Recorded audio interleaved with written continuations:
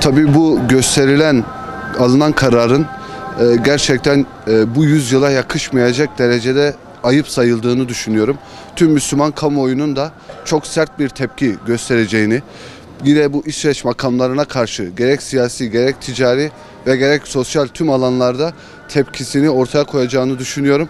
Müslümanların bu hassasiyeti bir an evvel gösterip Kur'an'a karşı gösterilen bu saygısızlığın ileri boyutta olduğunu İsveç makamlarına hissettirmesi gerektiğini düşünüyorum.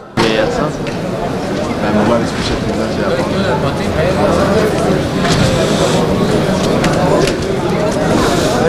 Kafirdir. Kafirin yapacağı iş onların kafalarını ezmek lazım. Resmen Müslüman ülkelerini kollamak lazım. Bu Kur'an-ı Kerim'e, başımız Kur'an-ı Kerim'e bağlı olan bir şeydir. Nasıl yakabilir o Kur'an-ı Kerim'i?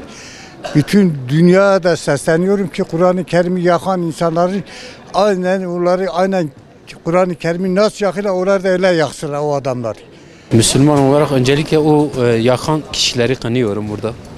Ama bir Müslüman ülkesi olarak buna bence hani susulmaması gerekiyor. Evet, Müslüman olarak harekete geçmeliyiz. İşte buna susmamamız gerekiyor. Sonuçta bizim hepimizin dini, Müslümanların dinidir.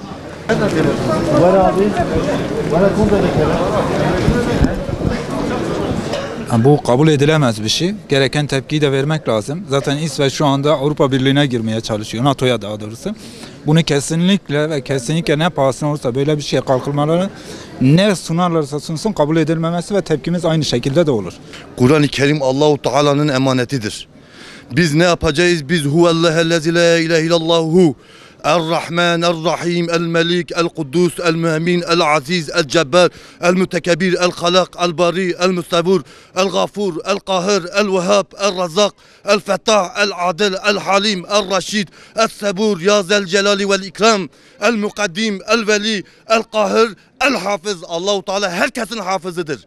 Müslüman olarak İsveç değil, dünya üst üste kalksa biz sadece La ilahe illallah Muhammeden Resulullah sallallahu aleyhi ve sellem dediğimiz zaman tamamdır.